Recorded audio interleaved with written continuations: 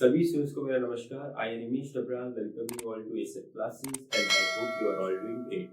So this is the fifth video of our most important questions for class 10 series। और अब हम करने वाले हैं सर्कल्स के बच्चे आगे के क्वेश्चंस। हमने लास्ट वीडियो में सर्कल्स के 4 या 5 क्वेश्चन किए थे, अब हम उसके आगे करने वाले हैं। तो उससे पहले मैं आपको बता दूं कि मैं जब PYQs प्रीवियस ईयर क्वेश्चंस देख रहा था तो मुझे बहुत सारे क्वेश्चंस, मतलब बहुत बार मेरे को जो NCERT के क्वेश्चंस थे जो मैं आपको बता ही रहा था, वो बहुत बार रिपीटेड मुझे देखने को मिले। तो इसीलिए आप NCERT के क्वेश्चंस को लाइटली मत लेना, ठीक है। उनको करते रहिए प्रैक्टिस, ठीक है। वो आपके दिमाग से हटने नहीं चाहिए, ठीक है ना। वो क्वेश्चंस एग्जाम में बिल्कुल रीअपियर होने के पूरे चांसेस रहते हैं। और बाकी जो एक्स्ट्रा PYQs है वो मैं यहाँ पे करवाता रहूंगा, ठीक है। तो चलिए पहला क्वेश्चन हमारी वीडियो का क्या बोल रहा है वो देखते हैं। If AP, AQ and BC are tangents of the circle with center O, if AB is equals to 5 centimeter, AC is equals to 6 centimeter and BC is equals to 4 centimeter, then the length of AP is। अब उसने क्या बोला है देखो, यहाँ पे जो AP, AQ और BC है ना, तीनों क्या है, टेंजेंट्स है हमारे सर्कल, गिवन सर्कल के, ठीक है। अब वो बोल रहा है कि AB अगर, ये जो AB दे रखी है ये अगर 5 सेंटीमीटर है, AC अगर 6 सेंटीमीटर है, ठीक है, और BC अगर 4 सेंटीमीटर है, तो हमें बताना है कि जो AP है वो कितनी होगी, ठीक है। तो ये करने के लिए आपको थोड़ा सा दिमाग लगाना पड़ेगा, आपको याद करना पड़ेगा कि हमारा जो वो होता है रिलेशन वगैरह क्या होता है इन सब के बीच में, तो तब आप भी आराम से कर पाएंगे। अगर हम यहाँ पे देखें AP प्लस AQ, ठीक है। AP प्लस AQ अगर मैं करूं तो ये किसके इक्वल आएगा, ये आएगा AB plus BP plus AC plus CQ। ये ऐसा आना चाहिए, ठीक है। अब ये ऐसा आएगा तो हम क्या कर सकते हैं, BP की जगह पे BD रिप्लेस कर सकते हैं। क्यों रिप्लेस कर सकते हैं, क्योंकि क्या है, दोनों ही क्या है, BP and BD are reasons from an external point to the circle, तो इनकी लेंथ क्या होने वाली है, सेम होने वाली है। वैसे ही हम CQ की जगह पे CD को रिप्लेस कर सकते हैं क्या, बिल्कुल कर सकते हैं। तो यहाँ से आ जाएगा AP plus AQ is equals to AB plus BD plus AC plus CD, ठीक है। इसके नीचे लिख लेना BP is equals to BD and CQ is equals to CD, और रीजन लिख देना कि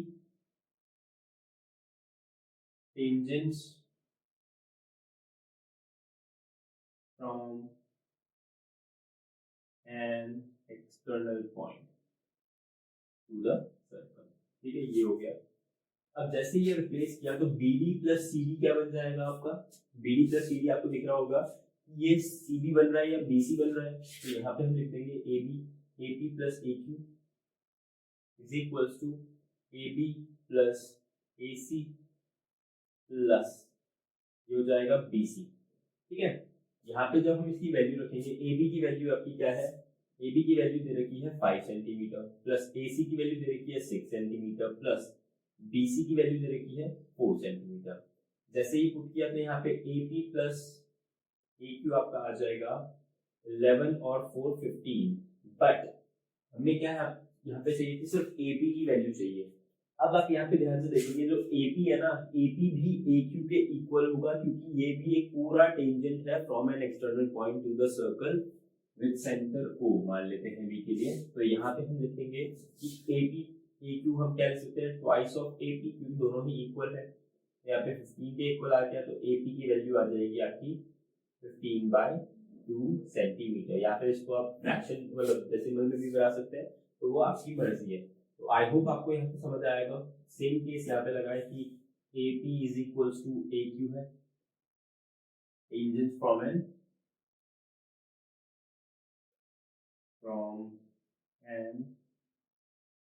एक्सटर्नल पॉइंट, ठीक है।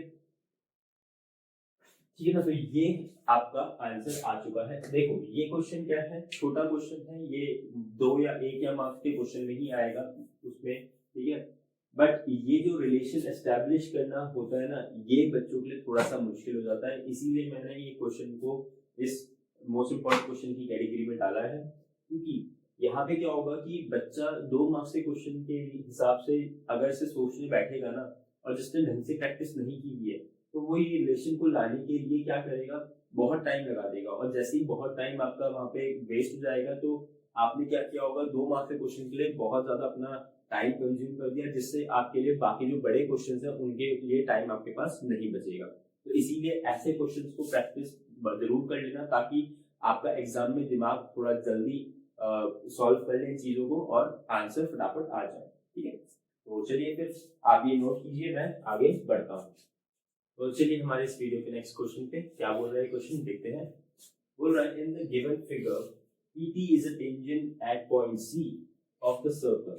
O is the circumcenter of triangle ABC. मतलब कि O क्या है, इस ट्राइंगल का circumcenter है।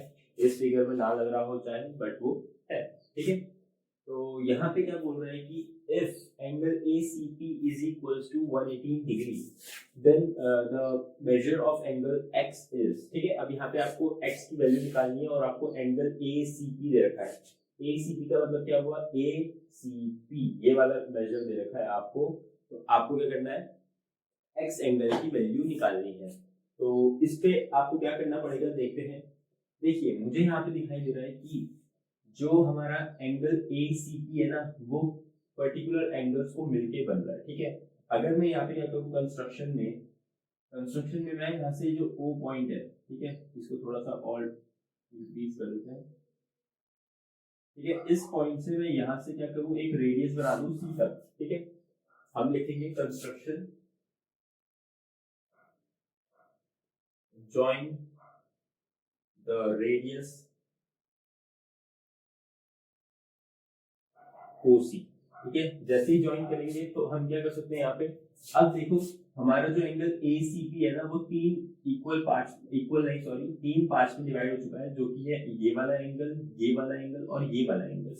हम यहाँ से बोल पाएंगे कि अगर angle ACP is equal to 118 degree है, तो यहाँ पे अगर इसको ब्रेक करते हैं तो ये आ जाएगा angle ACO plus angle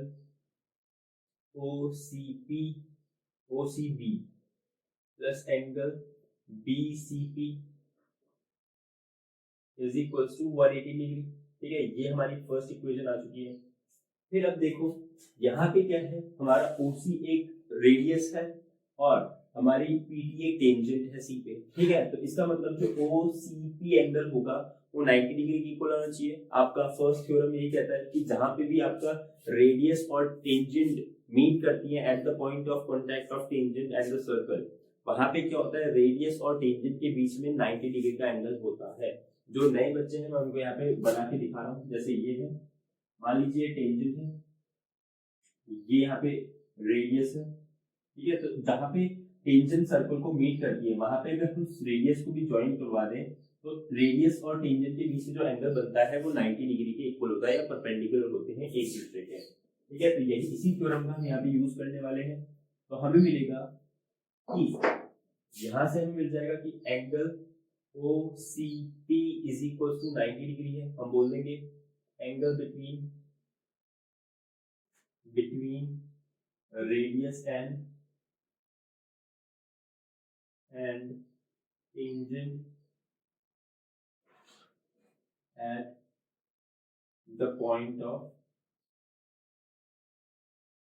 contact। ठीक है, ये हो जाएगा। अब यहाँ पे जैसे ये हुआ, आप इसको फिर से ब्रेक कर पाएंगे angle OCB plus angle BCP पे। तो ये जैसे ही ब्रेक करेंगे तो आएगा angle OCB plus angle BCP is equal to 90 degree. ये ऐसा आ जाएगा। ये जैसे ही आया, सेकंड आपको यहाँ से दिख रहा है, फर्स्ट और सेकंड से दिख रहा है कि एंगल OCB और BCP प्लस ये होके कितना है, 90 डिग्री है। तो यहाँ पे हम बोलेंगे from 1 and 2 we get angle A C O plus 90 degree, हमने क्या किया, इन दोनों एंगल्स की जगह पे 90 डिग्री को रिप्लेस कर दिया सेकेंड इक्वेशन के हिसाब से। तो यहाँ से एंगल ए सी ओ जो आ जाएगा आपका आएगा 118 माइनस 90, तो ये हो जाएगा 28 डिग्री। और जैसे ये आया, आपको यहाँ क्लियरली दिख रहा होगा इस ट्राइंगल में हमारा जो OC और OA होगा वो दोनों इक्वल होंगे। जैसे ये एंगल 28 आ गया तो इसका मतलब ये भी 28 ही होना चाहिए, क्योंकि angles opposite to equal sides are equal. तो जैसे ही बोलेंगे in triangle OAC, OA is equals to OC radii,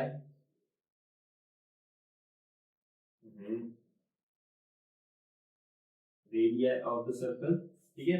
जैसे ये हुआ तो angle ACO will be equal to angle X, ठीक है, और ये हो जाएगा फिर angle X will be equal to 28 degree. ये कैसे हुआ, angles opposite to equal sides, ये आर इक्वल, तो आप देख लीजिएगा। तो ये हमारा इसका आंसर आ गया, एंगल X की वैल्यू आ चुकी है 28, तो यहाँ पे हमारा आंसर खत्म। तो आप इसको नोट कर सकते हैं, ठीक है। तो चलिए देखते हैं हमारा क्वेश्चन नंबर 3 क्या कह रहा है इस वीडियो का। ये बोल रहा है कि इन the figure AB and CD are common tangents to two circles of unequal radii. Prove that AB and is equals to CD. तो यहाँ पे हमें क्या करना है कि ये देखो हमारी दो कॉमन टेंजेंट्स हैं AB और CD, दो अलग अलग सर्कल्स को जिनके रेडियाई भी डिफरेंट है, ठीक है। हमें ये बताना है कि जो AB होगा ना वो CD के इक्वल आएगा, ठीक है। तो ये ऐसा कैसे बताते हैं, मतलब कैसे प्रूफ करना है ये, तो देखो जब मैं इसको यहाँ पे फर्दर बनाता हूँ कि यहाँ पे बनाना थोड़ा मुश्किल हो जाएगा। ये सर्कल एक, ये सर्कल एक, ठीक है। तो जब मैं यहाँ पे ऐसे ड्रॉ करूंगा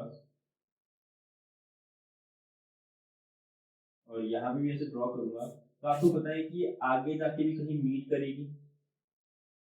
तो इसको आगे जब हम एक्सटेंड करेंगे, ठीक है, ये AB हो गया, ये CD हो गया, और इस पॉइंट को अगर हम P नाम दें जहाँ पे ये दोनों एक्सटेंड करने वाली है, तो आपको दिखाई दे रहा होगा कि PA और PC क्या है, tangents of the smaller circle, and PB और PD क्या है, tangents of the larger circle, ठीक है।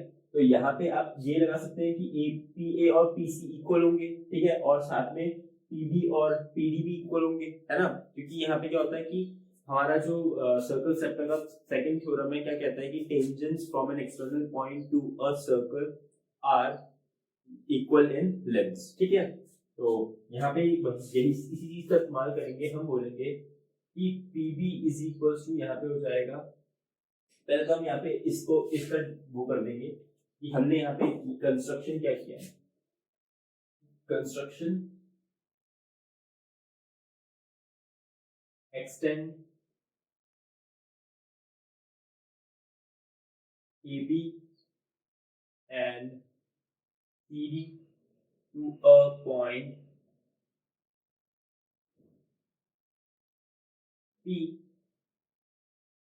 ठीक है। तो ये हो जाएगा हमारा कंस्ट्रक्शन। फिर हम बोलेंगे कि here PA is equals to PC and PB is equals to PD। ये होने वाला है ऐसा, हम यहाँ पे लिखेंगे tangents from an external point to a circle, ये हो गया।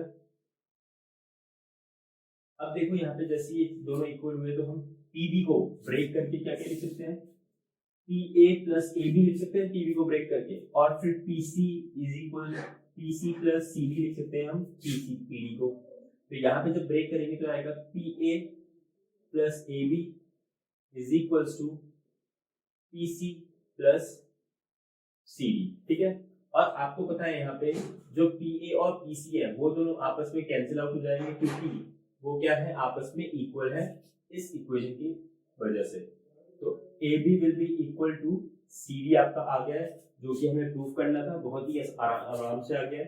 बट आपको ये दिमाग में ये चीज आनी चाहिए कि अगर आप इन दोनों टेंजेंट्स को आगे एक्सटेंड करेंगे तो ये कहीं जाके पॉइंट पी पे मिलेगी और वहां से आपको रिलेशन इसके बीच में मिल जाएगा। ठीक है, तो मेन क्वेश्चन इसी चीज पर था ये। ठीक है ना, तो आप ये नोट कर लीजिए, उसके बाद हम आगे बढ़ते हैं। तो चलिए देखते हैं हमारे question number 4 of this video में क्या बोल रहा है वो। तो in the given figure AD is a diameter of a circle with centre O and AB is a tangent at A। मतलब कि जो AB है, सॉरी AB यहाँ पे AB रखा है, AD बोलते हैं यहाँ पे हम, ये दोनों का जी होगा AB। ठीक है, तो चलिए ठीक है, AB is a tangent at A, मतलब ये जो AB है ये क्या है, A पे टेंजेंट है सर्कल के। ठीक है, फिर C is a point on the circle, मतलब C कोई भी पॉइंट है सर्कल पे, और क्या कह रहा है, such that DC produce intersects the tangent at B। मतलब कि जब ये क्या करते हैं, DC को जब आगे प्रोड्यूस किया जाता है तो ये क्या कर रही है, A जो हमारी टेंजेंट है उसको B पे इंटरसेक्ट कर रही है। और क्या बोल रखा है कि जो एंगल ABC है, ABC, ये जो एंगल है ये 50 डिग्री दे रखा है, और हमें किसकी वैल्यू फाइंड करनी है, हमें फाइंड करनी है एंगल AOC की।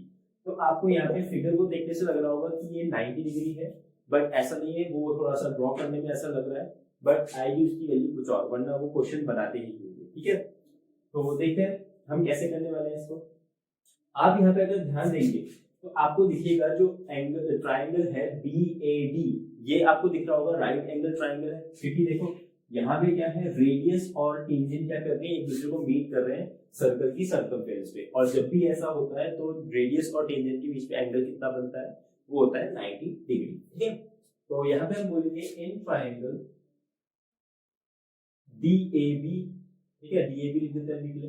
फिर बोलेंगे कि angle DAB plus angle ADB plus angle ABD, इन तीनों का सम कितना होना चाहिए, 180 डिग्री होना चाहिए।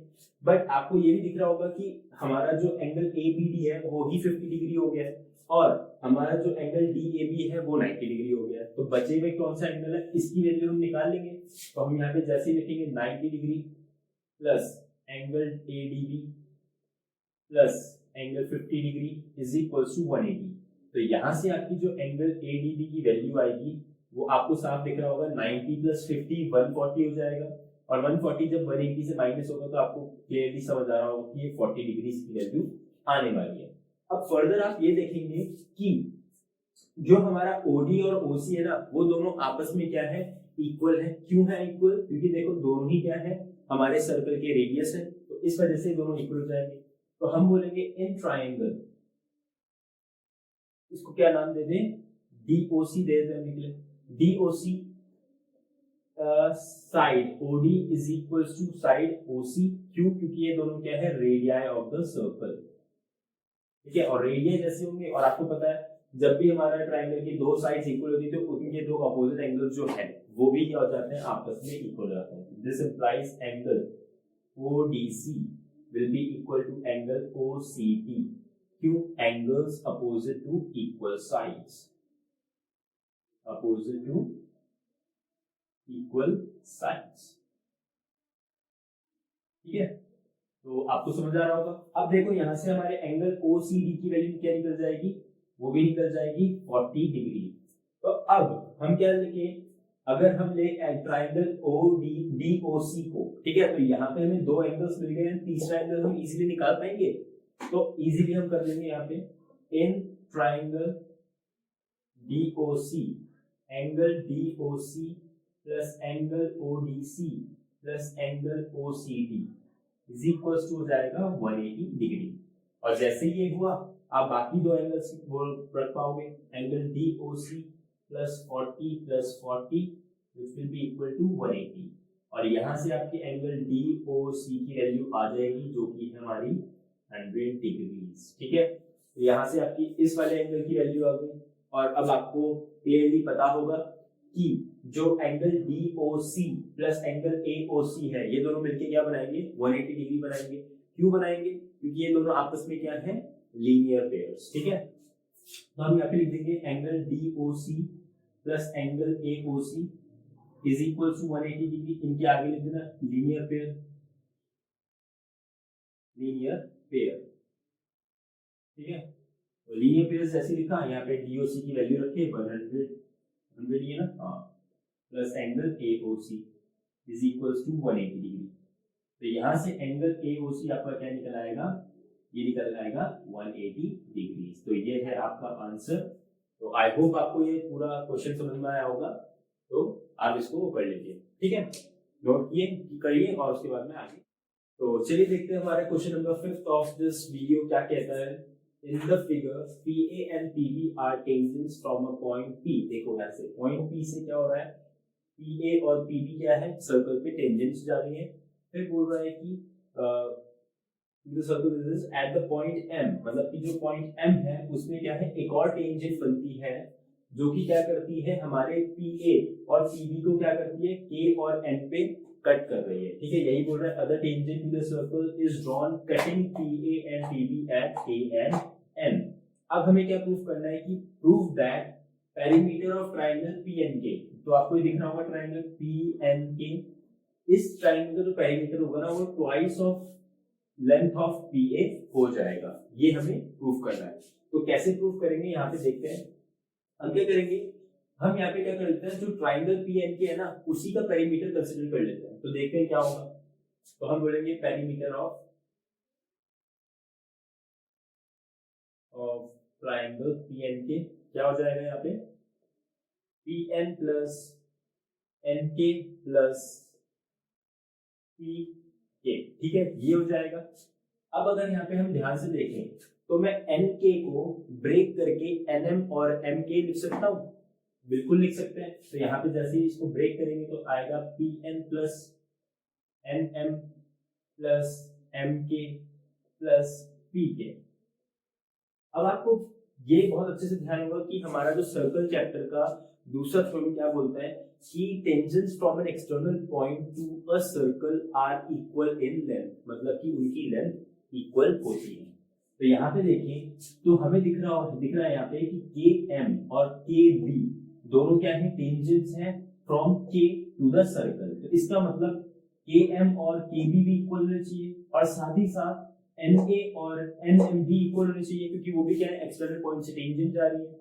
तो हम यहाँ पे क्या कर सकते हैं, NM और MK को रिप्लेस कर सकते हैं AN या फिर NA और KB से। तो यहाँ पे जैसे रिप्लेस करेंगे तो क्या आएगा, NA हमने NM की जगह पे उसको लिख दिया, प्लस MK की जगह पे KB लिख देंगे और प्लस PK तो हमारा पहले से यहाँ पे है। तो इसके आगे लिख देना कि MK is equal to KB and NM is equal to NA। क्यों, क्योंकि tangents from an external point ये दिख रही है, फ्रॉम एन एक्सटर्नल पॉइंट, ठीक है। तो ये हो गया हमारा। अब देखो जैसे ये हुआ तो आप क्या PN और NA को क्या कर सकते हो, PA लिख सकते हो, तो बिल्कुल लिख सकते हैं। तो यहाँ पे जैसे लिखेंगे तो ये आ जाएगा PA प्लस KB और PK को मिला के PB लिख सकते हो, वो भी लिख सकते हैं, तो PB हो जाएगा यहाँ पे। तो ये जैसे ही हुआ तो आपको दिख रहा है कि PA और PB क्या है, दो टेंजेंट्स हैं from an external point to the circle. इसका मतलब PA और PB क्या होने वाले हैं, दोनों ही इक्वल होने वाले हैं। तो हम यहाँ पे PB को भी PA से रिप्लेस कर सकते हैं। यहाँ पे लिख देना कि PB is equal to PA। क्यों ऐसा, दोबारा यही रीजन आप यहाँ रिपीट कर सकते हैं, ठीक है। और जैसे ये हुआ तो हमारा आंसर आ गया, ये ट्वाइस ऑफ PA है। और ये क्या था, पेरीमीटर ऑफ ट्राइंगल PNK, जो कि हमारा एट द एंड क्या आ गया है, 2PA के इक्वल। तो चलिए ये हमारी इस वीडियो का आखिरी क्वेश्चन है, ठीक है। तो आप इस वीडियो के जो क्वेश्चंस हैं उनको रिवाइज कर लीजिएगा, अगर नहीं आए, आपको पहली बारी में नहीं आए हैं तो, ठीक है, और इनको अलग से लिख के रख लीजिएगा, ठीक है। तो अब नेक्स्ट वीडियो में मिलेंगे। थैंक यू सो मच और तब तक मेहनत करते रहिए।